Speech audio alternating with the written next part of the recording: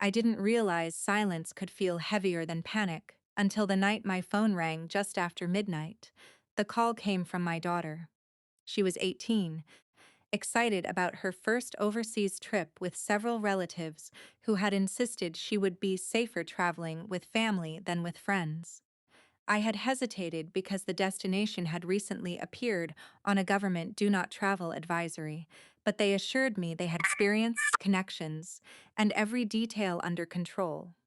When I answered, all I heard at first was breathing, then she whispered, "Dad, they left." I sat upright. She explained between long pauses that everyone had boarded a connecting flight without her. Her passport was gone. She searched every pocket in her backpack before realizing someone had removed the document while they were joking around during the airport layover. At first, she believed it was another prank. Then the departure screens changed. The boarding gate closed. Hours later, my nephew sent a message into the family group chat. That was hilarious.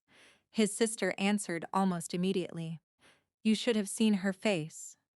No one corrected them. No one asked whether my daughter was safe. I stared at the screen for several minutes before placing the phone face down on the table. Anger would not help her. I called the emergency number listed by our country's foreign ministry, then the embassy responsible for assisting citizens in that region. I repeated my daughter's location so many times that the airport terminal number became impossible to forget. The officials remained calm. They asked for copies of her identification, recent photographs, flight records, and every message exchanged with the relatives.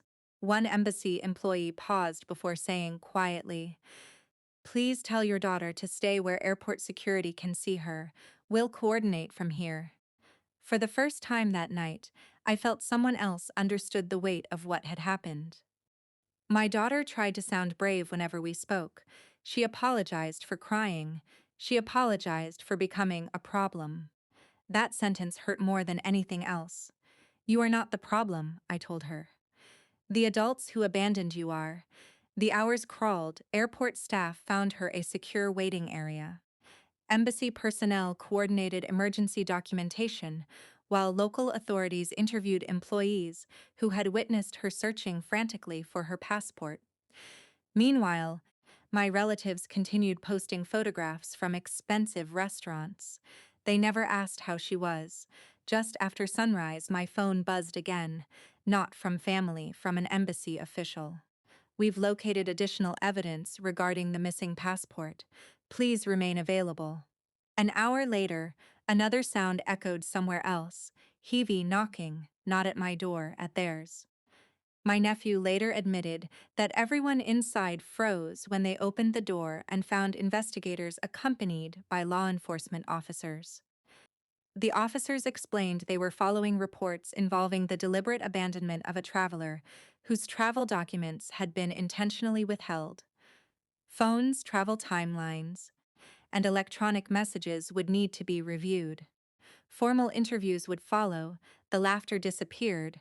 What had been described online as just a prank suddenly required careful explanations. No one could joke their way through official questions. By that afternoon, my daughter was under embassy protection while emergency travel documents were being processed. She looked exhausted when we finally spoke over video. She tried to smile. I thought maybe nobody would believe me. I believed you the second you called. She nodded, but I could see something had changed, not fear. Certainty. She now understood that being related to someone did not automatically make them safe. Several weeks later, she came home. She hugged me longer than she ever had before. We didn't spend much time discussing the investigation. That part belonged to the authorities. Instead, we talked about rebuilding confidence, finishing school, and planning another trip someday. One chosen carefully, with people who earned trust instead of demanding it. Some relatives attempted apologies. Others insisted everything had been misunderstood. I listened politely. Then I declined every invitation that followed. I never shouted. I never demanded revenge. The official consequences were never mine to control. My responsibility had been much smaller and much harder. Stay calm, bring my daughter home. And accept that dignity sometimes costs a family you thought would always be yours.